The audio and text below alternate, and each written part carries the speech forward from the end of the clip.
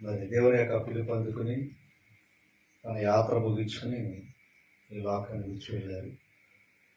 మరి విడబడిన కుటుంబాన్ని పరిచర్యను బట్టి మరోసారి ఆమెను జ్ఞాపకం చేసుకోవడానికి ఏర్పాటు చేసిన ఈ యొక్క కూడికను బట్టి నన్ను ఆహ్వానించిన పేరు కాంతారావు గారిని బట్టి దాని బట్టి వారి కుటుంబాలను బట్టి మరి బంధువులు మిత్రులు అందరికి కూడా ప్రభు యేసు కోపాలు ఉన్నాయి, కానీ వారి ప్రేమలు ఎప్పుడు కూడా మరి అరమరికలు. ఈ రాత్రి కాలం ముందు ప్రభు ఈ కుటుంబం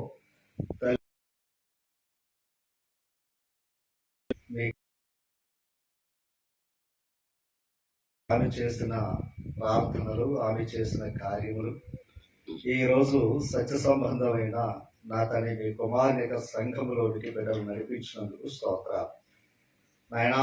మరి అంత మాత్రమే కాదు, వారు నా తండ్రి ఈరోజు కొన్ని విలువైన మాటలు మనం నేర్చుకుందాం. ఈ సందర్భంగా మరి చాలా మంది తెలిసిన విషయాలు మనం మాట్లాడుకుంటూ ఉంటాం. మరి నీతిమంతులు జ్ఞాపకం చేసుకోవటం, మరి అది మనకు ఆశీర్వాదం అని ఇలాంటి ఎన్నో విషయాలు చెప్పుకుంటూ ఉంటాం. అలాగే మరణం గురించి కూడా ఎన్నో విషయాలు మనం నేర్చుకుంటాం. సమాచారాన్ని దైవ గ్రంథం నుంచి మనం నేర్చుకుందాం.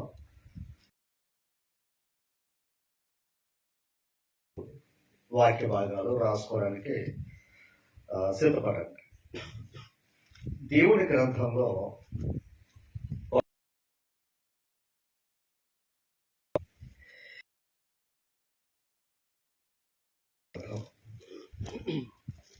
అధ్యాయం ఆ తర్వాత ఈ భాగంలోకి మనం వెళ్తాం. మరణమైన తరువాత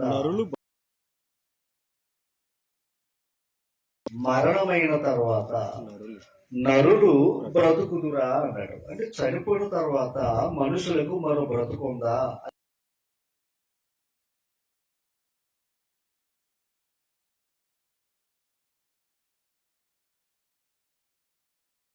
ఆ సమాధానాన్ని ఈరోజు మనం వెతుకి అబ్రహాం గురించి ఒకసారి మనం ఆలోచన చేస్తే, ఆది కాండంలో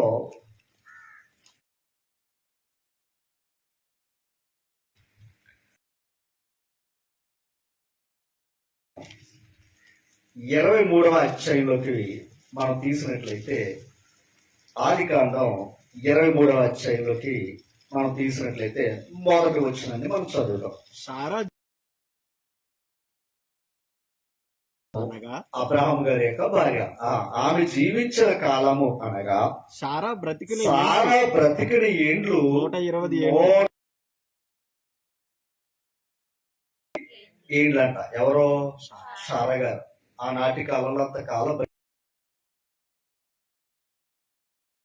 కాంతారావు గారు తండ్రి గారు తల్లి గారు ఫోటోలు చూస్తే అక్కడ డేట్లు ఉన్నాయి. ఇంచుమించు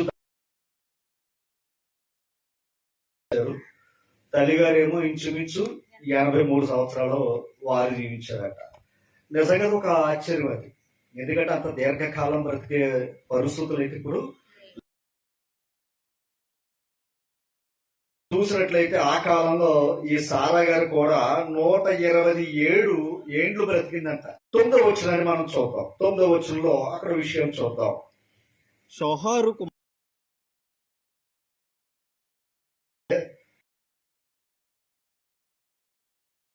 ఆయన కొంటున్నాడు. సోహారు కుమారుడైన ఎఫ్రోను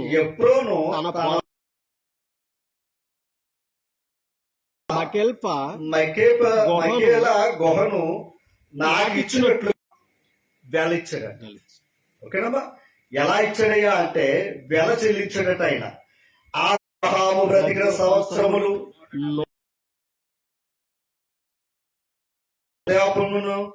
వచ్చిన వాడే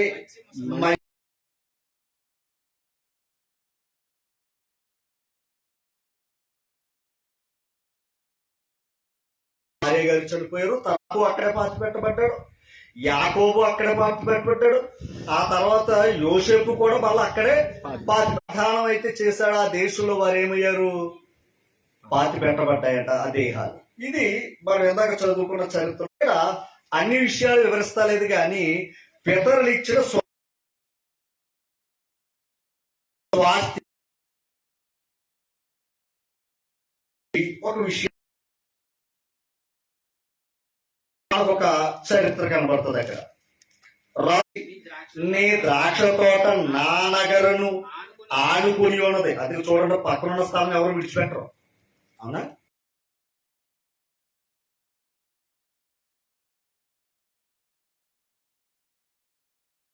ఉందట, ఆనుకుని ఉందట. తర్వాత మాట తోటకిమ్ము, దానికి ప్రతిగా దానికంటే మంచి ద్రాక్షని ఆఫర్ ఇచ్చాడంట. ఎవరో అయ్యి బాబు ఇంకేముందో, రాజుగారు నా పొలం కొన్నారని 10 మంది చెప్పేసుకుంటాం మనం. ప్రాముఖ్యం, నా పిత్రార్చితము నీకిచ్చుట నాకు ఎంత మాకుడినా. మరి మంచి ద్రాక్ష తోట ఇస్తానన్నాడు, మంచి డబ్బులు ఇస్తానన్నాడు. మరి అలాంటప్పుడు ఖచ్చితంగా ఏం చేయొచ్చు?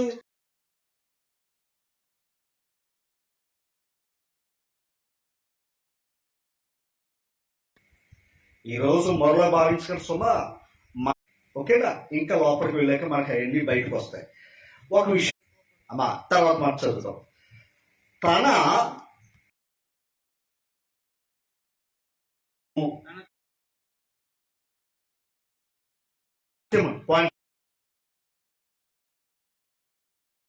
స్వాస్థ్యమును హత్తుకుని ఉండవలను.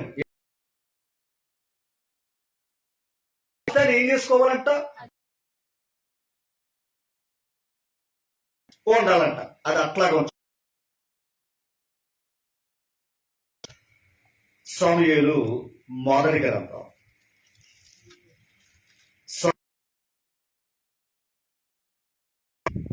19వ వచనం, 26వ అధ్యాయము. పరుచుకుంటాను, ఏదో తప్పు చేశాను, బలుడిచ్చి దేవుణ్ణి శాంతపరుచుకుంటాను అని చెప్తున్నాడు. దేవతను పూజించుమని నాతో ఏం చెయ్యాలన్నాడు? హత్తు. రైట్. ఇప్పుడు దావీదుని ఏం చేస్తారో తెలుసా? ఆ ఇశ్రాయేలు వారిలో ఉండకుండా చంపాలని తరుగుతున్నాడు. అంటే ఆ గోత్రంలో ఆ మోయాబీలు ఆవిడ పేరణ గ్రంథం ఎందుకు అయ్యానంట. అమ్మ నన్ను విడిచిపెట్టి వెళ్ళిపోరా బాబు అని చెప్పింది చూసారా? సంభాషణ 14 వచ్చిన ఒకసారి చదవండి.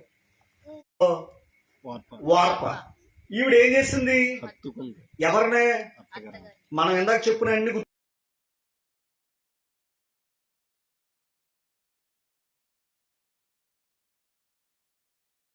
మీ స్వాస్థ్యం నన్ను విడిచడమే నా జనము తన భార్య చెప్పాడు. ఎందాక దావీదు ఏమన్నాడు?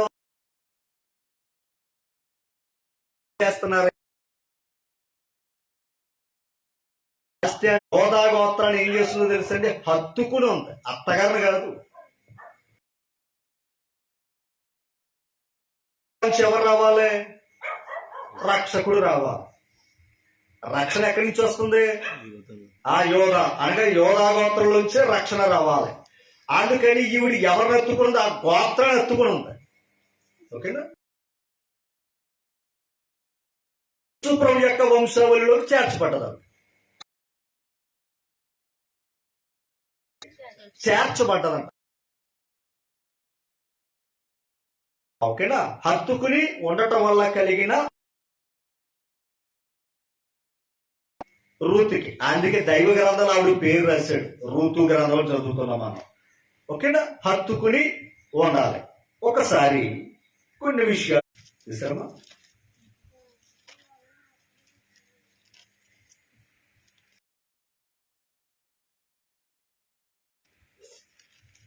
చివరి వచనాన్ని మనం చదువుతాం. 17వ వచనంలో ఉంటుంది. ఆ భాగం చదవండి. యెహోవా యొక్క సేవకుల యొక్క నీతి నా వలన కలుగుతుంది. అంటే సేవకులు కలిగిన నీతి ఎక్కడి నుంచి వచ్చింది? సేవకులు కలిగిన నీతి ఎక్కడి నుంచి వచ్చింది?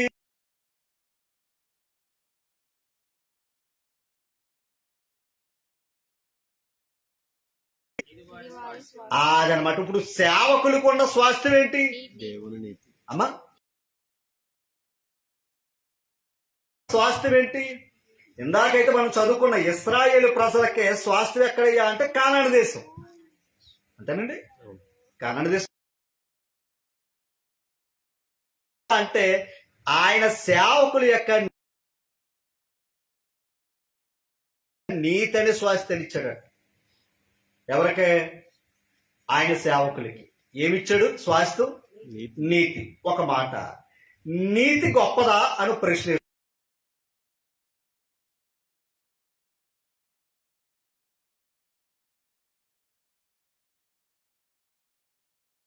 నుండి రక్షించును. సామెతల గ్రంథం ఒక్కసారి వెళ్దాం. సామెతల గ్రంథం ఒకసారి మాట చదువుతాం. చూసారా? 10వ అధ్యాయము చూసారా? 2వ వచనం.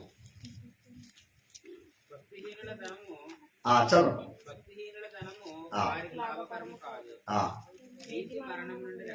ఏంటంటే మాట, నీతి మరణము నుండి ఏం చేస్తుందంట? రక్షిస్తుంది. అంటే ఇప్పుడు ఏది గొప్పదే అమ్మా? నీతి గొప్పదే. నీతి ఎంత ప్రభావితమైనది? రక్షిస్తుందంట. ఏది? నీతి. ఇప్పుడు దేవుడిచ్చిన స్వాస్థ్యం ఏది? నీతి. సామెతల గ్రంథం 12వ అధ్యాయము 28వ వచనం చదువుదాం. ఆనలైంచండి. మరల నీతికేముంది? మార్గం ఉంది. అమ్మా, నీతికేముందంట?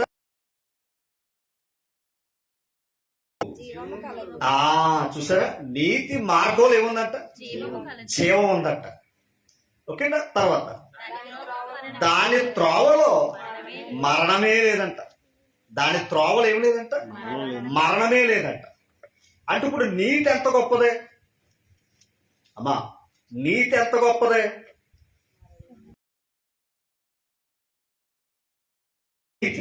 ఇప్పుడు దేవుడిచ్చిన ఇప్పుడు కానాను దేశంలో కేవలం కొంతమందికే అది భౌతికమైన స్వాస్థ్యం. కానీ దేవుడు తన సేవకులకి ఏమి ఇచ్చాడట? నీతి అనే స్వాస్థ్యం ఇచ్చాడట. చాలా జాగ్రత్తగా వినాలి. ఒక మాట మీకు వివరిస్తాను, చూడండి.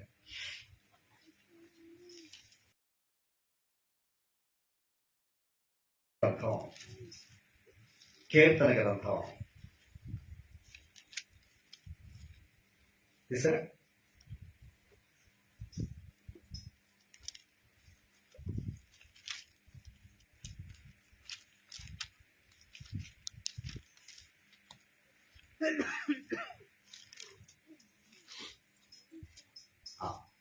కీర్తన గ్రంథం 22వ అధ్యాయము 30వ వచనం చదవండి. 30వ వచనం ఈ మాట, ఒక సంతతి వారు చూసారా? ఒక సంతతి వారు ఆయనను సేవించారట. ఒక మాట, పితరులు ఏం చేశారు? సేవించారు లేదా దేవుణ్ణి? అమ్మ, ఎంత చెప్పుకున్నాం కదా, గంగరాజు గారు, గ్రేషమ్మ గారు ఏం చేశారు? ఆయన సేవించారు లేదా?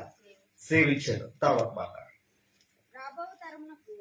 చూడండి. తర్వాత 2వ జనరేషన్, రాబో తరముకు ప్రభువును గూర్చి ప్రభువును గూర్చి ఏం చేస్తున్నారట? వివరిస్తున్నారట. ఎవరో ముందు ఉన్నవారు రాబో తరానికి ఏం చేస్తున్నారట? ప్రభువును గూర్చి చెప్తున్నారట. తర్వాత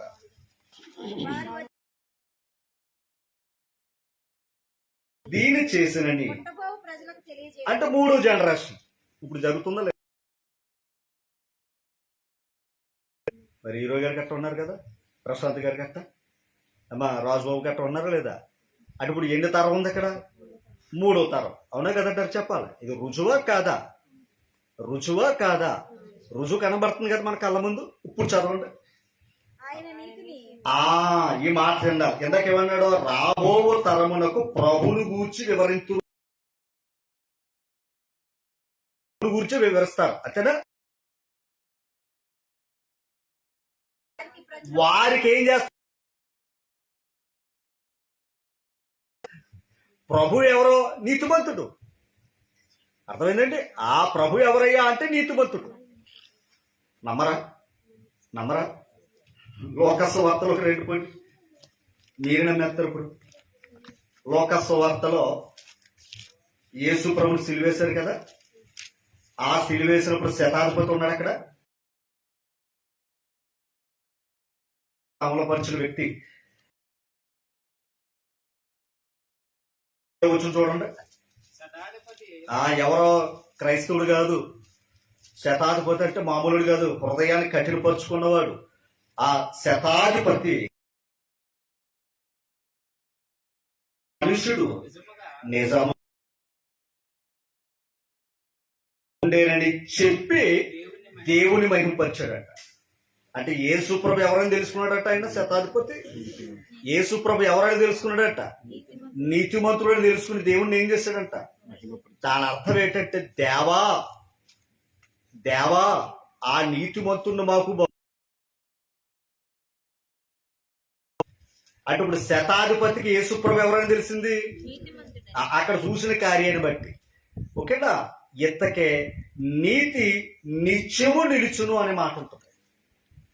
నీతి నిత్యము నిలుస్తూనే ఉంటుందంట. ఎందుకంటే నీతి ఎక్కడితో ఆగిపోదంట, నీతి ఎక్కడితో బ్రేక్ ఉండదంట. ఎందుకంటే లేదంట. ఇంకొక మాట, అందుకే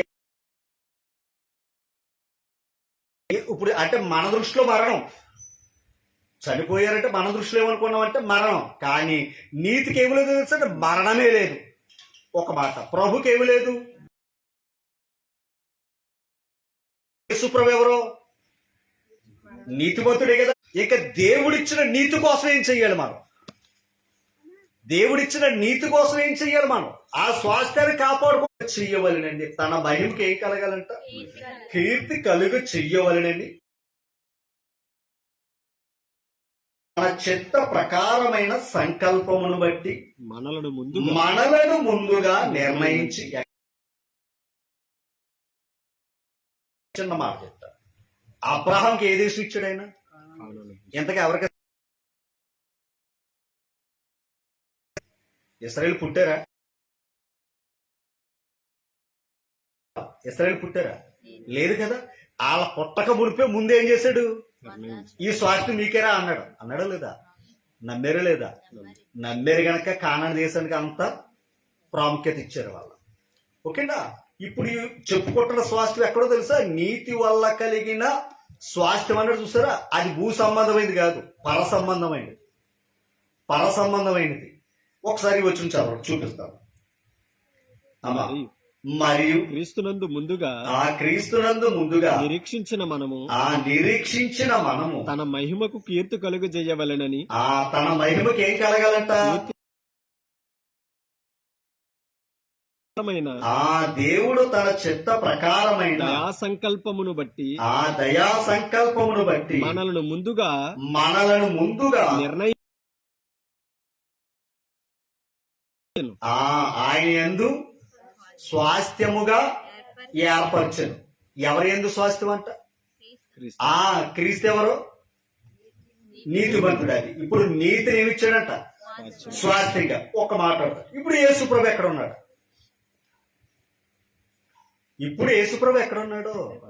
చర్చిలో యేసు ప్రతిమలో ఉన్నాడా? చెప్పాలమ్మా. లేదు యెరూషలేము సమాధిలో ఉన్నాడా? లేదు. ఇప్పుడు ఎక్కడ ఉన్నాడు యేసు ప్రభు?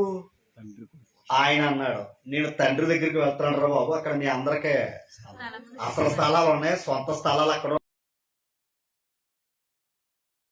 స్థలాలు ఇవ్వాలన్నాడు ఆయన. అన్నాడా లేదా? ఇప్పుడు ఆయన ఎక్కడ ఉన్నాడు?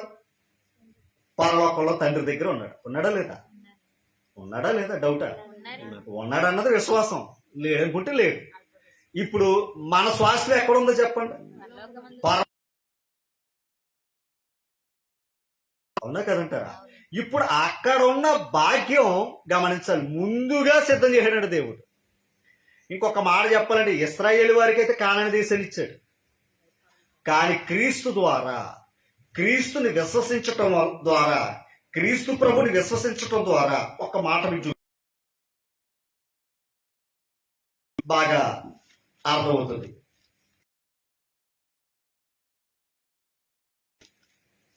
ఏ భేదమును లేదు. 3:22 నాన్న, 3:22. అది అది యేసునందలి యేసుక్రీస్తు నందలి విశ్వాస మూలమైనదై యేసు ప్రభుని విశ్వసించటం వల్ల కలిగే నమ్మువారందరికి యేసుక్రీస్తుని విశ్వసించటం. నీతి అయి ఉన్నది. ఇప్పుడు చెప్పండి, దేవుని నీతి ఎక్కడుంది? యేసు ప్రభుని ఏం చెయ్యాలంట? విశ్వసించటమే, నమ్మటమే. నమ్మితే ఏం కలుగుతుందంట? నీతి. అబ్రహాం ఎవరు నమ్మాడు? అదే నీతిమంతుడయ్యాడు కదా. చెప్పాలి, అబ్రహాం నీతిమంతుడే కదా. ఆయన దేవుణ్ణి నమ్మాడు కనుక అతను ఎలా ఎంచబడ్డాడో నీతిమంతుడిగా ఎంచబడ్డాడు. అంతేనా? విశ్వాసము ద్వారా ఆయనను ఒక్కసారి ఎంతక మనం నీతిమంతులు ఎలాగయ్యో ఎలా నీతిమంతులవే. తర్వాత ఒక క్రియోడు చెప్పాడు అక్కడ, విమోచనము ద్వారా. అమ్మా విమోచన. ఒక్క పాయింట్ అర్థం చేసుకోకుండా శ్మశాన భూములు వాళ్ళందరూ ఏం చేసుకున్నారు?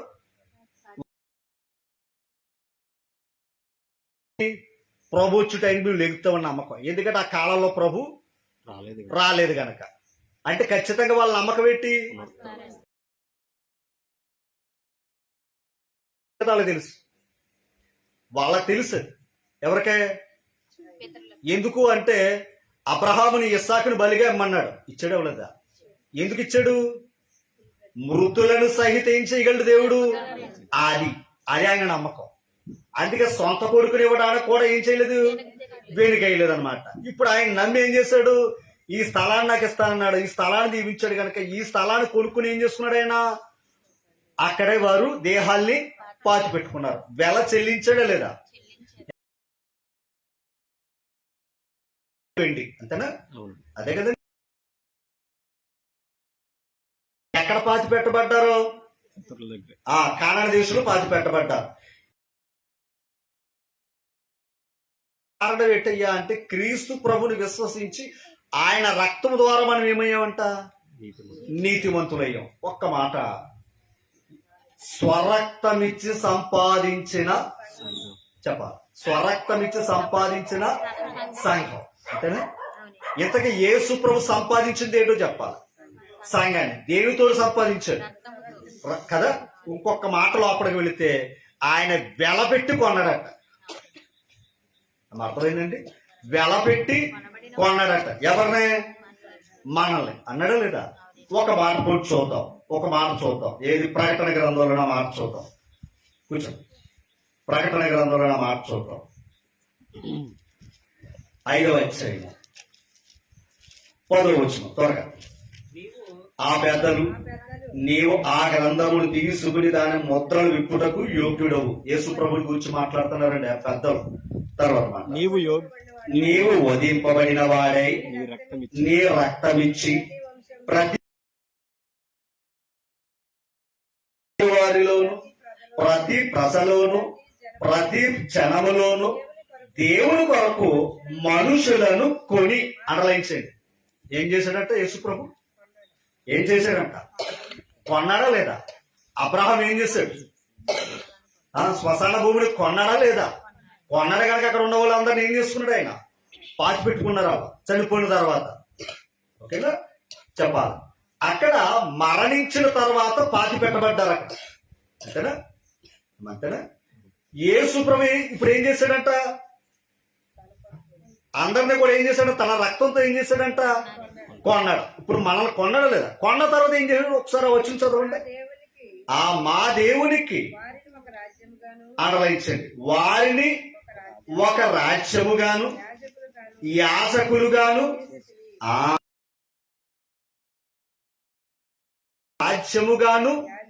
యాజకులుగాను చేశాడంట. ఎవరో? యేసు ప్రభు. కొన్న తర్వాత ఆ కొనబడిన వారు ఏమయ్యారు? నీతిమంతులు. నీతిమంతులైన వారు మాత్రమే రాజ్యంలో ఉంటారు.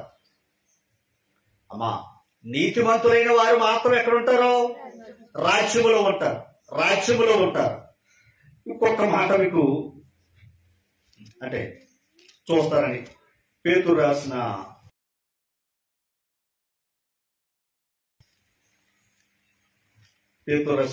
పత్రిక, 2వ పత్రిక 13వ వచనం చదవండి. అయినను మనం ఆయన వాగ్దానమును బట్టి క్రొత్త ఆకాశముల కొరకును క్రొత్త భూమి కొరకును కనిపెట్టుచున్నాము. తెలుసు కదా, క్రొత్త ఆకాశం క్రొత్త భూమి ఏంటి అంటే నూతన యెరూషలేము గురించి మాట్లాడాడు. వాడు నూతన ఆది అంటే అంటే ఒక మాట చెప్పాలంటే ఇప్పుడు యేసు ప్రభు మళ్ళా వస్తాడా రాడా? ఇప్పుడు ఎవరి కోసం కనిపెట్టుకుంటున్నాం మనం? ఆ క్రొత్త ఆకాశం క్రొత్త భూమి ఎవరయ్యా అంటే యేసు ప్రభు. ఆయన కొరకు మనం ఏం చేస్తున్నామంట? కనిపెట్టుకుంటున్నాం. కనిపెడుతున్నారు లేదా? ఓకే, తర్వాత మార్చండి. వాటి యందు వాటిలో ఏది నివసిస్తుందంట? ఒక మాట చూడండి, నీతి నివసించే చోట ఉన్నామంట మనం. నీతి నివసించే చోట ఉంది, అవునా కదా? చెప్పాలి, నీతి నివసిస్తుంది అన్నాడు లేదా? పాయింట్. నీతి ఉన్న చోట ఏమి లేదు, మరణం లేదు. అదనమాట. నీతి ఉన్న చోట ఏమి లేదు, మరణం లేదు. గమనించు, నీతి లేని చోట మరణం. పాయింట్ అర్థం చేసుకోవాలి. ఇప్పుడు నీతి నివసించిన చోట, ఎందుకంటే మనల్ని ఏం చేశాడు ఆల్రెడీ ఆయన?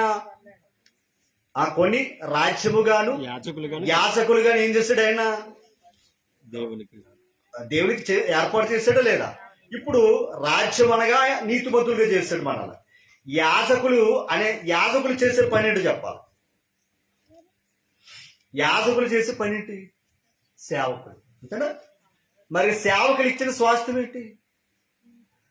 సేవకులు ఇచ్చిన స్వాస్థ్యం ఏంటి? దేవుడు ఇచ్చిన స్వాస్థ్యం ఏంటి? కానాన దేశం లేదు. ఇప్పుడు ఏది ఇచ్చాడు? అది ఎందుకో తెలుసా? ఆ సేవకులకు ఉండే భాగ్యం ఏంటయ్యా అంటే నీతినిచ్చాడట. ఒరే అదే స్వాస్థ్యంరా బాబు అన్నాడట. ఇప్పుడు ఆ నీతి స్వాస్థ్యాన్ని సంపాదించుకున్న మనం, నీతి అంటే 2 అక్షరాలు ఉన్నది, రేపు పెద్దక ఉపయోగం ఉండదు అనుకుంటున్నావు. కానీ ఆ నీతి మరణము నుండి రక్షిస్తుందట. ఆ నీతి ఉన్న చోట జీవమార్గం ఉందట. ఓకేనా? అక్కడ మరణం అనేది లేదంట. అందుకే నీతి నివసించే చోట దేవుడు మనల్ని పెట్టాడట. అందుకే క్రీస్తు ప్రభు ఆయన స్వాస్థ్యంలో మనల్ని ఏర్పాటు చేసుకున్నాడట ఆయన. ఓకేనా అమ్మా? అర్థమవుతున్నాయి మీకు ఏదన్నా? ఇప్పుడు ఒక విషయం, ఇది ఎలా జరిగింది అంటే రోమపత్రిక 6వ అధ్యాయం 4వ వచనం చదువుదాం. కాబట్టి చూడండి ఇప్పుడు కాబట్టి తండ్రి మహిమ వలన, ఒకసారి 3వ వచనంలోకి వెళ్ళిపోతాం, అప్పుడు ఇంకా క్లారిటీ. క్రీస్తు యేసులోనికి బాప్తిస్మము పొందిన మనమందరము. అమ్మా అర్థమైందండి? మనం ఏం పొందామంట? బాప్తిస్మం. అది కూడా సందిగ్ధమే. చాలా మందికి ఆ మాట కూడా అర్థం కాలేదు.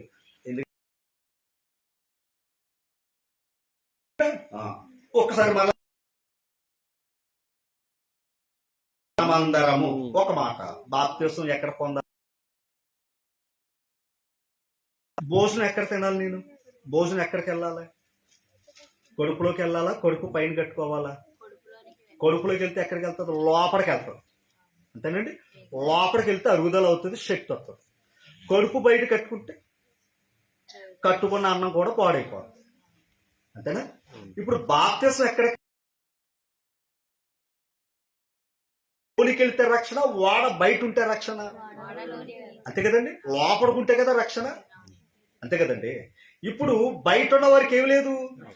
వాళ్ళు ఏమనుకున్నారంటే ఆల్రెడీ దగ్గరే కదా ఉన్నాం అనుకున్నారంట పాపం. అనుకున్నారంట, కానీ లోపలికి వెళ్ళలేదంట. లోపలికి వెళితేనే రక్షణ. అలాగే క్రీస్తు యేసులోనికి అనే మాట ఎందుకు అనిసార్లు గుచ్చి చెప్తున్నాను అంటే, నా రక్తం ఎక్కడ ఉంటది? నా రక్తం ఎక్కడ ఉంటది? ఆ సంఘంలోనికి తీసుకోవాలి. ఆ స్వరక్తం ద్వారా ఏం చేశాడు? కొన్నాడంట. అది మర్చిపోద్దు. ఆ రక్తంతో ఏం చేశాడట మనల్ని?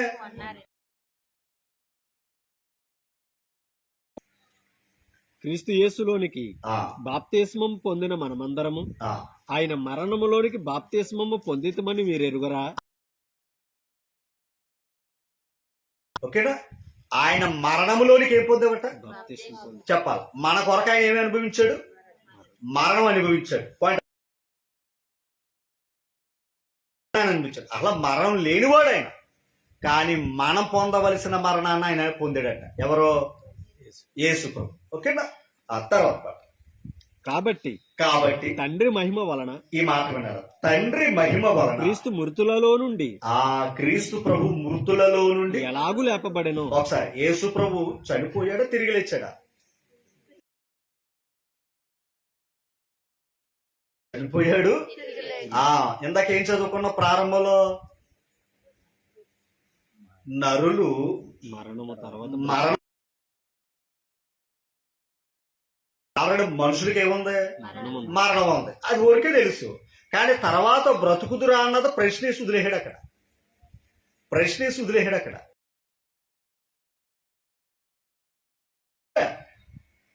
ఆ ప్రశ్నకు సమాధానం ప్రభువే. అందుకే ఆయన ఏం పొందాడు? మరణం పొందాడు. అంటే ఆయన చనిపోయాడు కదా, చనిపోయిన తర్వాత ఏమయ్యాడు అంటే దాని అర్థం ఏంటి? ఒరే, నాకు బ్రతుకున్నప్పుడు మీకు కూడా ఏముందని చెప్తున్నాడు ఆయన. కనుక లోకంలో ఎవరు చెప్పకపోవడం కారణం ఏంటంటే బ్రతుకుంటే చెప్తారు, కానీ వారికి ఏమి లేదు, పాపం బ్రతికి లేరు. ఎందుకంటే వారి జీవముతో లేరు గనక ఆ బ్రతుకు విషయం మాట్లాడలేరు వాళ్ళు. కాబట్టి తండ్రి మహిమ వలన, క్రీస్తు మృతులలో నుండి లేపబడి, అలాగే మనమును నూతన జీవం పొందిన వారమై. ఇప్పుడు ఏం పొందేవట మనం? నూతన జీవం ఎలాగొచ్చిందంట? బాప్తిసం పొందటం వల్ల. వాళ్ళందరికీ కష్టం ఏముందండి, నష్టం ఏముందండి, బాధ ఏముందండి? ప్రభు నమ్మితే కలిగిన లాభం అది మనకి, అంతేనా? తర్వాత మాట చెప్తాను. అలాగే మనమును నూతన జీవం పొందిన వారమై, నడుచుకున్నట్లు మనము బాప్తిస్మము వలన, అండర్లైన్ చేయడం, మనము బాప్తిస్మము వలన మరణములో ఆయనతో కూడా పాతి పెట్టబడితిమి. ఒకసారి ఆయనతో కూడా మనం ఏమయ్యామంట? ఒకసారి అబ్రహాము తన భార్య కోసం ఏం చేశాడు? శ్మశాన భూమిని వెల చెల్లించి కొన్నాడు. ఎందుకని? తన భార్యను ఎక్కడెట్టాలని. ఆ దేహాన్ని ఏం చేయాలి? ఆ వాగ్దాన భూమిలో పాతి పెట్టాలని ఆయన ఉద్దేశం, అంతేనా? తర్వాత ఆయన అక్కడే పాతి పెట్టబడ్డాడు. తర్వాత ఇస్సాకు, యాకోబు, యోసేపు, ఇలా పితరులందరూ ఎక్కడికి పాతి పెట్టబడ్డారు? అబ్రహాము వెల ఇచ్చి కొన్న భూమిలోనే పాతి పెట్టబడ్డారు, అంతేనా? ప్రభు యొక్క మరణములో మన బాప్తిసం ద్వారా ఏమవుతుందో చెప్పాలి. అదనమాట. ఆనాడు కానానులో సమాధి, ఈనాడు క్రీస్తులో సమాధి పెట్టుకోవాలి మనం. అర్థమవుతుందా మీకు ఏదైనా? ఆనాడు పడ్డారు, అది వాళ్ళ పితరులకి. కానీ ఈనాడు క్రీస్తులో సమాధి. ఎలాగా సమాధి? బాప్తిసం ద్వారా నువ్వేమవుతున్నావు తెలుసా? పాతి పెట్టబడుతున్నావంట. ఇప్పుడు ఆయన వెల చెల్లించాడట. ఆయన వెల చెల్లించి మాట, ఒక నరుడే నీతిమంతుడే వెల చెల్లించిన దానికే అంత గౌరవం ఉంటే దేనికి? ఆ కానాడు దేశానికి. ఆ నీతిమంతుడు మన కోసం ఏం చేశాడు? తన రక్తాన్ని వెల చెల్లించాడట మన కోసం. ఎందుకని? తన రక్తాన్ని ఎందుకు వెల చెల్లించాడు ఆయన? 2 అధ్యాయం 14 వచ్చినమ్మా త్వరగా. కాబట్టి ఆ పిల్ల మీ జీవితంలో చచ్చిపోరాలి, ఓకేనా? మనుషుల దృష్టిలో బ్రతికారు, దేవుని దృష్టిలో ఏమైపోరాలో. కానీ దేవుని దగ్గర కోల్పోయాడు. 2 బ్రతుకులు ఉన్నాయి మనకి. 2 బ్రతుకులు ఎలా ఉన్నాయా?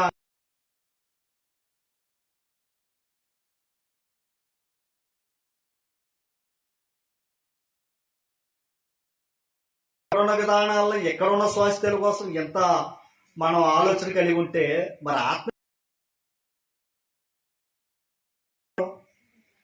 ఆత్మకున్న స్వాస్థ్యం ఏది? ఇది వెతుకొద్దా?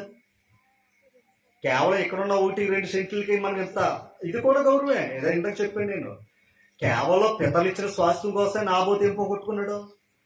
ప్రాణం పోగొట్టుకున్నాడు. ఎందుకంటే అది కూడా మరి పరలోకం ఎత్తాడు క్రీస్తు ప్రభు ద్వారా. ఇది పితల ద్వారా వచ్చిన భాగ్యం అయితే అది క్రీస్తు, అది తన కుమారుడైన యేసు క్రీస్తు ద్వారా వచ్చిన స్వాస్థ్యం. ఆ నీతి మరణము నుండి రక్షిస్తుంది. పితల ద్వారా వచ్చింది ఏంటో చెప్పండి? మరణం వచ్చింది. ఆదాము ద్వారా ఈ లోకానికి ఏమొచ్చింది? మరణం వచ్చింది. కానీ క్రీస్తు ప్రభు ద్వారా ఏమొచ్చింది? జీవం వచ్చింది, రక్షణ వచ్చింది. మరి ఏది గొప్పదే? దానికి అదే చెప్తున్నాడు ఆయన. కనుక ఆ క్రీస్తులో బాప్తిసం ద్వారా మనం ఏమవ్వాలి?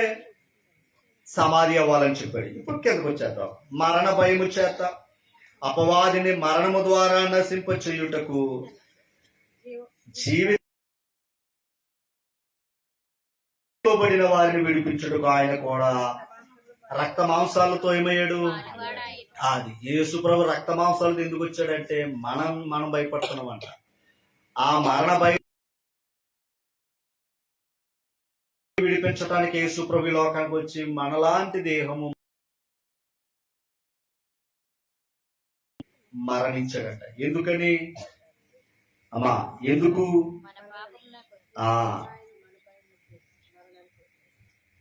ఓకేనా తల్లి? మాట ఉంది, దేవుడి కృప వలన ఆయన ప్రతి మనిషిని కొరకు మరణము అనుభవించాడు. అంటే ప్రతి మనుషుని కొరకు ఏమి అనుభవించాడట? ఆయన మరణాన్ని అనుభవించాడు. కేవలం ఇశ్రాయేలు వారి కోసం కాదు సుమా,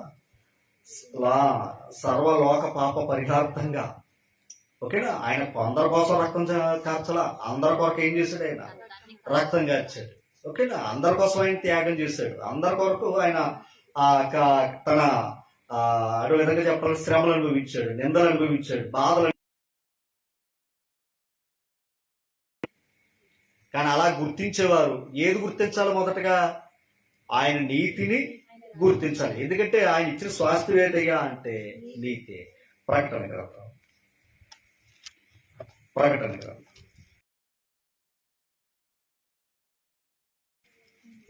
20:3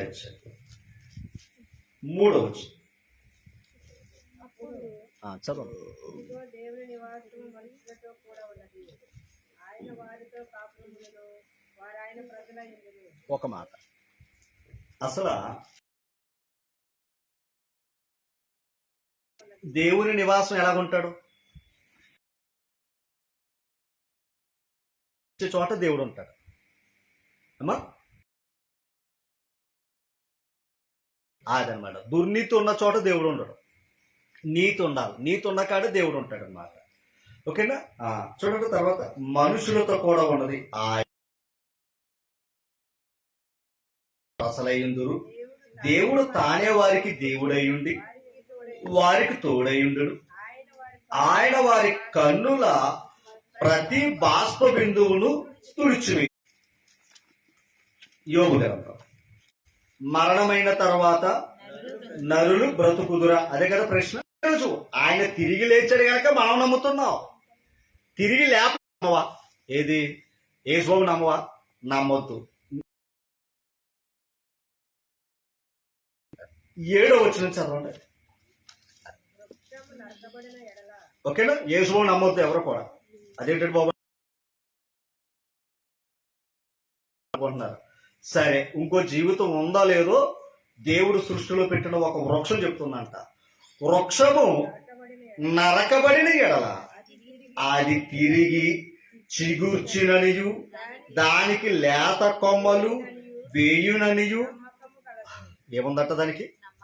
దేనికి ఉందంట నమ్మకం? నరుడికి లేదు గనక నమ్ముట నీ వలనైతే అన్నాడు ఆయన. ఆయన నమ్మించవలసిన పని లేదు. నువ్వు నమ్మితే, గమనించాలి, నమ్మటమే నీతి. అబ్రహాము దేవుని నమ్మాడు, అది అతనికే. అది నువ్వు నమ్మాలి. ఇప్పుడు నేను నమ్మించటానికి కాదు. ఇంతకే నమ్మకం ఎవరికి ఉందయ్యా అంటే వృక్షానికి ఉందంట. మరలా ఏ వృక్షమో తెలుసా? చిగురిచ్చిన దానికి కాదంట, నరికిన వృక్షానికి ఉందంట. అర్థమైంది మీకు? నరికిన వృక్షం అంటే ఏం చేస్తాం? మనకు అడ్డొచ్చింది, ఏం చేస్తాం? నరికేస్తాం. దానికి ఏముందో తెలుసా? నమ్మకం ఉందంట. ఏటా నమ్మకం దానికి ఉందంట. ఓకేనా? ఉందా లేదా? దానికి ఉందో లేదో కింద ఇంకా చెప్తుంది. కింద మనం ఏమి నరికాం? మనం ఏమి నరికాం? పై భాగానే నరికేస్తాం, అంతేనా? కానీ దాని వేరు ఎక్కడుంది? ఒక మాట, మన దేహం అయితే మరణించింది, కానీ ఆత్మకేం లేదు. అది వెతుక్కుంటలేదు. వేరు ఎలాగా కనపడదో ఆత్మ అలాగే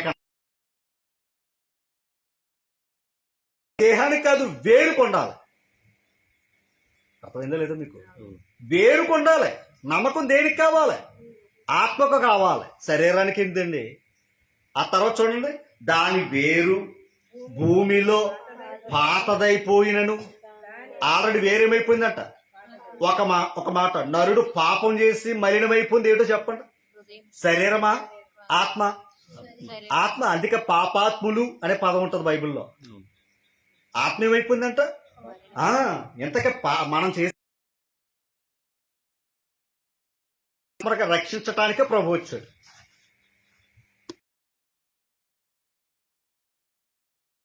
అది పాతదై ఏమైపోయిందట? చీకిపోయినను.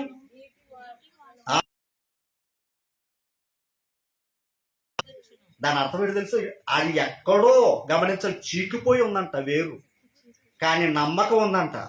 ఆ నమ్మకంతో అది ఏం చేసింది అంటే, నేను చిగురించాలంటే జీవాన్ని వెతుక్కోవాలని నీటి వాసన పీల్చుకుందంట. అది అక్కడ నీటి వాసన పీల్చుకుందంట. అంటే దానికి కూడా వాసన ఉంటుందా? చెప్పండి. చెట్లకు వాసన ఉంటుందో ఉండదో చెప్పాలి. ఉంటుందని ఒప్పుకుందామా? మరి ఉంది కదండి బాబు, వాసన ఉంది కదా. కనుక ఇది ఆ చెట్టు ఈ చెట్టు అని వాసన పెట్టే కదా చెప్తున్నావు. ఇప్పుడు అదేం చేస్తుందయ్యా అంటే, ఆ నీటి వాసన పీల్చుకుని, అర్థమైందా? ఆ వేరు కూడా ఏమైపోయిందంట? ఇంకా పాడైపోయిందంట. అయినా సరే ఆ నీటి వాసన పీల్చుకుని మరల ఏమైందో తెలుసండి? చిగిర్చి లేత కొమ్మలు వేసిందంట. రుజువు చూపించిందా లేదా చెట్టు? చెప్పాలి. నరకబడిన చెట్టు ఏమంటుంది? ఒరే నేను చచ్చినా బ్రతుకుతున్నాను. నరుడు మామూలు మేధావు కాదు. అక్కడ కూడా లెక్కలు కట్టేస్తారు. ఇక్కడ ఉండి ఎవరో నరుడు. వీడికి అర్థం ఏది? సృష్టి. వీడు సృష్టి అంటూ ఉంటాయి కదా. సృష్టికి దండం పెట్టడమే సరిపోతుంది. సృష్టికి దండం పెట్టడం సరిపోతుంది, కానీ సృష్టి నీకు బోధిస్తుంది. సృష్టి నీకు చెబుతుంది ఏమని? నన్ను సృష్టించిన వాడు జీవాధిపతి. ఆ జీవమును బట్టి నేను బ్రతుకుతున్నాను రా. నా ఫలాలను నీకు ఇస్తున్నాను. నేను చచ్చిపోయినా కూడా. ఇంకా చెప్పాలంటే సృష్టికర్త మీద సృష్టి నమ్ముతుంది, కానీ సృష్టిలో శ్రేష్ఠుడైన నరుడు దేవుడు నమ్ముతారా? మరి ఎలాగా? ఎంతగా దేవుడు అంతా తెచ్చి ఎక్కడ పెట్టాడయ్యా అంటే, నమ్మకం దగ్గర పెట్టాడంటండి. వీడికి ఏమి లేదు, నమ్మకం లేదు. మరి నమ్మకం లేదు ఏం చేయగలవు? అమ్మా, జ్వరంగా ఉన్నవాడికి ఎవరికొకటి మంచి రుచికరమైన భోజనం పెడితే ఎలా ఉంటుంది? పులచా పెడితే ఎలా ఉంటుంది? తీవ్రమైన జ్వరంతో ఉన్నాడు, నోరంతా ఎలాగుంది? చేదుగా ఉంది. పులచా తెచ్చి పెట్టాం, ఎలాగుంటుంది? ఎండి చేపలాగా ఉంటుంది. తేడెక్కడ? చేపదా వీడిదా? అంతేనా? లోపమేమి ఈడు నమ్మడం. నమ్మకపోతే నమ్మించడానికి ఏం చేయగలవు? ముందు రోగం నువ్వు పోగొట్టుకోవాలన్న నమ్మకం నీలో ఉండాలి. అప్పుడు ఏమవుతావు? మళ్ళా నువ్వేమవుతావు? చిగిరిచ్చే అవకాశం ఉంది. ఇప్పుడు మరో బ్రతుకు ఉందా లేదా? అమ్మా, ఉందా లేదా? ఉంది. కనుక ఒక్కొక్క పదం నీకు చూపించి నేను చేస్తాను. జకర్యా గ్రంథంలో ఏమో కోపడవద్దు, తిట్టుకోవద్దు. అంటే సమయమైంది. ఎందుకు ఈ మాట చెప్తున్నాను అంటే, ఈ వచనం చెప్పాక నేను చేస్తాను. 2వ అధ్యాయం జకర్యా గ్రంథం 2వ అధ్యాయం తీసామా? 10వ వచనం నుంచి త్వరగా చదవండి. సియోను నివాసులారా, నేను వచ్చి మీ మధ్యన నివాసము చేతును, సంతోషముగా ఉండి పాటలు పాడుడి. అంటే దేవుడు ఉన్న చోట ఏమి ఉండాలి? ఈ చెప్పు పిల్లలు ఏం చేశారు? అంటే దేవుడు ఉన్న చోట పాటలు పాడుతున్నాడు, దాని అర్థం దేవుడు మహిమ పొందుతాడు అమ్మా. తర్వాత ఆ దినమున ఆ దినమున అన్యజనుల అన్యజనులు అనేకులు యెహోవాను హత్తుకుని యెహోవాను అత్తుకుని, నాకు జనులగుదురు. ఎవరిని అత్తుకుని? అసలు అన్యజనుడు అత్తుకునే యెహోవాను అత్తుకునే అవకాశం ఉందా? లేదు కదా. చెప్పాలి, ఆనాడు ఇశ్రాయేలు వారు అత్తుకునేవారు, కానీ అన్యజనుడు కూడా అత్తుకునే అవకాశాన్ని దేవుడు ఇస్తున్నాడట అమ్మా. తర్వాత మాట, హత్తుకుని నాకు జనులగుదురు. అత్తుకుని నాకు జనులగుదురు. జనులు. అత్తుకుంటే కానీ ఏమవరంట? అత్తుకోవాలంట. ఈ పదం ప్రారంభంలో చెప్తాడు మనకి భార్య భర్తల గురించి. భార్య భర్తల గురించి ఈ పదం చెప్తాడు. ఓకేనా? భార్య భర్తల గురించి ఏమన్నాడు? వారిద్దరు ఏమవుతారు? వారు హత్తుకుందురు అనే పదం ఉంటది కదా. తర్వాత మాట చదవండి. తర్వాత నేను మీ మధ్య నివాసం నేను మీ మధ్యను అన్యుల మధ్య కూడా దేవుడు ఏం చేస్తాడట? నివాసం చేస్తాడట. తర్వాత మాట, యెహోవా నన్ను మీ వద్దకు పంపి ఉన్నాడని మీరు తెలుసుకుని ఎవరో యేసుప్రభు గురించి ఇప్పుడు మాట్లాడి. తర్వాత మరియు తనకు స్వాస్థ్యమని యెహోవా ప్రతిష్ఠితమైన దేశములో యోధాను స్వతంత్రించుకును, యెరూషలేమును ఆయన ఎకను కోరుకును. సకల చనులారా, యెహోవా తన పరిశుద్ధమైన నివాసం విడిచివచ్చుచున్నాడు, ఆయన సన్నిధిని మౌనములై ఉంది. అంటే ఇప్పుడు ఆయన అత్తుకునే అవకాశం ఉందా లేదా? చెప్పాలమ్మా, అత్తుకునే అవకాశం ఉందా లేదా? ఎలా అత్తుకోవాలి? ఎలా అత్తుకోవాలి? లోకస్వార్త 19 అధ్యాయం 48 వచ్చిన 48 ప్రజలందరూ చదవండి. ఆయన వాక్యంను వినుటకు తీసారమ్మా అమ్మా, తీసారా? చదవండి. ప్రజలందరూ వాక్యంను వినుటకు ఆయన వాక్యమును వినుటకును, ఆయనను హత్తుకొని ఉండిరి. అది ఆయన వాక్యమును వినుటకును ఆయన ఏం చేశారంట? ఇప్పుడు మనం దేన్ని అత్తుకోవాలి అమ్మా? 11:23 అపోస్తుల కార్యాలు 11:23 వచ్చింది. అపోస్తుల కార్యాలు 11:23 వచ్చింది. చదవండి. అతడు వచ్చి అతడు వచ్చి సంతోషించి, ప్రభువును స్థిర హృదయంతో హత్తుకుని వల్లని అండర్లైన్ ఎలాగా అత్తుకోవాలంట? అంతేగాని ఆదివారం ఒకలాగా శుక్రవారం ఒకలాగా అలా అత్తుకోకూడదు. ఎలా ఉండాలి? స్థిర హృదయం. స్థిర హృదయం అంటే దాని అర్థం ఏంటి? స్టాండర్డ్ అనమాట. ఎన్ని వచ్చినా ఏమవకూడదు, తొలగిపోకూడదు. అంతేనా? ఏమై ఉండాలి? హత్తుకునే ఉండాలి. అంతేనా? హత్తుకుని ఉండాలా లేదా చెప్పండి. ఒక్క మాట అడుగుతున్నాడు. ఎంతగా దేన్ని అత్తుకోవాలి? ఇప్పుడు మనం వాక్యాన్ని అత్తుకోవాలి. అంతేనా? ఈ రోజు మనం అత్తుకుని దేన్ని? వాక్యం. వాక్యం ఎక్కడుంటే అక్కడ మనం వాక్యమే స్వాస్థ్యం. రూత్ ఏం చేసింది? ఆ స్వాస్థ్యాన్ని హత్తుకుని ఉంది. హత్తుకుని ఉంది గనక క్రీస్తు ప్రభు యొక్క వంశవల్లోకి వెళ్ళి. అంతేనా? ఇప్పుడు మనం దేన్ని హత్తుకుని ఉండాలి? ఎలాగా? స్థిర. ఒక్క మాట, మేము ఆల్రెడీ 7 గంటలకు వచ్చాం. ఓకేనా? ఇక్కడ స్టార్ట్ అయినప్పుడు వచ్చారు ఎవరో నానిబాబు బాలిబాబు.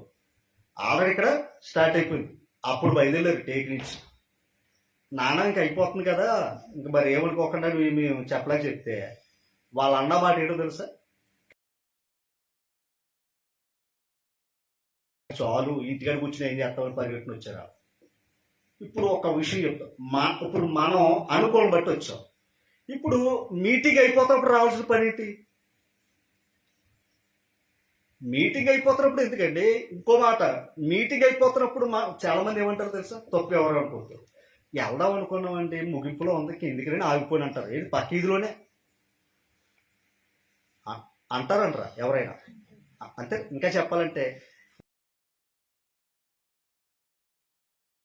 ఎత్తుకుంటే ఆయన స్వాస్థ్యాన్ని మనం కాపాడుకోకపోతే పరలోకి వెళ్ళే అవకాశం లేదు. ఎక్కడున్నా మరలా చెప్తున్నాం. ఓకేనా? చనిపోయేంత వరకు మనం హత్తుకునే ఉండాలి. ఆనాడు రూత్ అన్నదేంటి? నా చావు నీతోటే, నువ్వెక్కడ సత్తావో అక్కడ. ఒక మాట, మనం ఎక్కడ చచ్చిపోయి చెప్పండి? మనం ఎక్కడ చచ్చిపోయి చెప్పాలి? బాప్తిస్మలు ఏమయ్యో? అంతేనా? ఎక్కడ బతుకుతున్నావు? క్రీస్తులో. మన పాపాలు ఎక్కడ సమాధి చేసుకున్నాం? అయ్యో, మన పాపాలు ఎక్కడ కడుక్కున్నాం అంటే క్రీస్తు ప్రభు యొక్క, అంతేనా? అంటే మన పాపంలో చచ్చిపోయింది అక్కడే, మళ్ళా బ్రతుకు వచ్చింది ఎక్కడ? క్రీస్తు ప్రభులో. ఇప్పుడు బతుకుతుంది ఎక్కడ? బ్రతుకుట అంతేనా? ఇప్పుడు మళ్ళా రేపు చచ్చిపోయింది కూడా ఎక్కడ చచ్చిపోవాలి? ప్రభునందు మృతులు. అది మనం పాపంలో చచ్చిపోయింది అక్కడే, మన పుణ్యులో బతుకుతుంది ఎక్కడే, విశ్వాసంలో చచ్చిపోయింది ఎక్కడ చచ్చిపోవాలి అన్నటారు కదంటారా? ఆ తర్వాత ఇలా పెట్టులో పెట్టుకుంటారు, ఇంకోటి పెట్టుకుంటారు, ఇది తర్వాత కార్యక్రమం, అది మనం చూసిరాం. కానీ ఉండగా ఏం చేసుకోవాలి? నీతి అనే స్వాస్థ్యాన్ని మనం కాపాడుకోవాలి, ఎవరికి వాడి కాపాడుకోవాలి. ఎందుకంటే రేపు పొద్దున్న లెక్క అడిగేది అయితే నీ నీతి క్రియలే లెక్క అడుగుతాడు ఆయన, అడుగుతాడు అక్కడ. అందుగా నీతి క్రియలు నేను అంతే మరలా చెప్తున్నామా, తప్పుగా భావించాలి. వాక్యం ఎక్కడ ఉంది, దైవ కార్యం ఎక్కడ ఉంది, మనం పరిగెట్టుకుని రాకపోతే ఓకేనా, నష్టపోయేది మనమే. ఇప్పుడు చెప్పండి, స్వాస్థ్యాన్ని హత్తుకుని ఉండాలా, ముద్దు పెట్టి తప్పుకుని వెళ్ళిపోదామా? ముద్దు పెట్టింది కనుక వెళ్ళిపోయింది ఆవిడకి ప్రేమ ఉంది, కానీ ఈవిడ ఏం చేసింది? వదలలేదు. ఈయన కాలు సమస్య, ఈయన చేతి సమస్య, మాకో సమస్య, ఇవన్నీ ఉన్నాయి. ఈయన ఎందుకు కుదురుతలేదు? దీన్ని ఎందుకు హత్తుకుంటున్నాం చెప్పండి అమ్మా? దీన్ని ఎందుకు హత్తుకున్నాం? ఈడు హత్తుకుంటేనే మమ్మల్ని ఆయన హత్తుకుంటాడు. ఇంకొక మాట తప్పుగా అనుకోకండి, నా బిడ్డ నన్ను హత్తుకుంది అనుకోండి, నేను హత్తుకున్నా చెప్పాలి. ఆవిడ బిడ్డ వచ్చి నన్ను హత్తుకుంది అనుకోండి, నేను వెంటనే ఏం చేస్తాను? అలాగే వాక్యం ఎప్పుడైతే నువ్వు హత్తుకున్నావో ప్రభు నిన్ను హత్తుకునే ఉంటాడు. నువ్వు ఎప్పుడైతే హత్తుకోలేదు అనుకో, మరలా చెప్తాను, ఎవడైనాను శిరస్సును హత్తుకొనని వాడు ఎవడైనా ఉంటాడేమో చూసుకోండి అన్నాడు ఆయన. అన్నాడా లేదా? శిరస్సు అంటే ఎవరో? క్రీస్తు ప్రభు అంటే వాక్యాన్ని హత్తుకోకుండా ఉన్నాం అనుకోండి, మన బహుమానం అపహరించేవాడు కూడా ఉన్నాడు. కనుక మనం ఏం చేద్దాం? మన స్వాస్థ్యాన్ని కాపాడుకోవడానికి ప్రాణాన్నైనా పెట్టాలి. అంతేగాని ఈ లోకమైన వాటి కోసం ఆ స్వాస్థ్యాన్ని పోగొట్టుకున్నామంటే మనకంటే అమాయకులు ఇంకెవరో. ఓకేనా? మరి పితరులు, తల్లిదండ్రులు నిజంగా వారు తమ స్వాస్థ్యాన్ని కాపాడుకున్నారు కదంటారు. చెప్పాలి, నీతిని ప్రకటించారు లేదా? ప్రారంభం చెప్పుకున్నాం, పుట్టబో వారికి ప్రకటించారు లేదా? ఏం జరుగుతుంది? నీతి ఏమవుతుంది? ప్రచురం జరుగుతూనే ఉంది. ఎందుకంటే నీతికి ఏమి లేదు. మరణం ఉండొచ్చేమో కానీ నీతికి మాత్రం ఏం లేదు. రైట్. అందుకే మరణము లేని లోకానికి, అందుకే నీతి గొప్పది, నీతే స్వాస్థ్యం. ఆ స్వాస్థ్యం ఆయన ఉచితంగా ఇచ్చాడు, దాన్ని కాపాడుకుంటాం. ఓకేనా? అంతేగాని ఏమనుకోండి, ఇస్కరియోతు యోధాలాగా మరోటిలాగా లోకాశలకు లోనయ్యి అసలు స్వాస్థ్యాన్ని మాత్రం పోగొట్టుకోవద్దు. రాజు అంతటోడు గొప్ప అవకాశాలు ఇస్తాను అన్నాడు, వదిలేసుకున్నాడా? పితరులు ఇచ్చిన దాన్ని పోగొట్టుకున్నాడా? నాబోతు అసలు ప్రాణాన్ని పోగొట్టుకున్నాడు. కానీ పితరులు ఇచ్చిన ఆ స్వాస్థ్యాన్ని, ఒక మాట, పితరులు ఇచ్చిన స్వాస్థ్యం అంటే తండ్రి ఇచ్చిన స్వాస్థ్యం, పరలోకపు తండ్రి తన కుమారుడు ద్వారా ఇచ్చిన స్వాస్థ్యాన్ని మనం ఎలా కాపాడుకోవాలన్నది వాక్యం చెప్పింది. ఓకేనా? వాక్యానుసారంగా మనం ఉందాం. నన్ను నేను హెచ్చరించుకుంటూ మిమ్మల్ని స్వాస్థ్యం ఏదయ్యా అంటే సంఘం ఉంటారు కదంటారా? ఆ సంఘాన్ని మనం ఏమై ఉండాలి? హత్తుకునే ఉండాలి. కానీ ముద్దులు పెట్టి వెళ్ళిపోయే వరకు ముప్పు మనకే. అర్థమైంది మీకు? చచ్చిపోయేంత వరకు అందులోనే ఉండాలి. ఆ మాట రూత్ అన్న మాట ప్రతి వారు అనుకోవాలి. ఆనాడు నయోమితో చెప్పింది, ఈరోజు ప్రభు సంఘంతో చెప్పుకోవాలి. నీ పరిచయం ఎక్కడుంటే అక్కడే అన్నాడు. అందలేదు ఒకటి. నువ్వు ఎక్కడ ఉంటావు అక్కడే, నువ్వు ఎక్కడ ఉంటావు అక్కడే, నువ్వు ఎక్కడ ఉంటావు అక్కడ, చచ్చిపోతావు అక్కడ, నేను అక్కడే బాధ పెట్టుకుంటున్నాను. అందుకే ఆవిడ గొప్ప నీతిమంతురాలు. ఎవరో? రూత్. ఓకేనా? అలాంటి నీతిని మనం కాపాడు కాదు, నీతిమంతులు నిత్యము జ్ఞాపకములో ఉంటారు. ఓకేనా? మరొకసారి మీ అందరికీ కూడా ప్రభు నామమున ప్రత్యేక వందనాలు. నాకు ఈ అవకాశం ఇచ్చిన ప్రియులు కాంతారావు గారికి మరొకసారి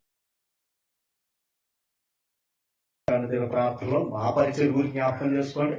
మా యొక్క అనుదిన ప్రార్థనలు మీ పరిచయం జ్ఞాపకం చేసుకుంటూ ఉన్నాం. నీతిని ప్రకటిద్దాం, నీతిలో బ్రతుకుదాం, నీతితోటే మన జీవిత యాత్ర ముగించుకుందాం.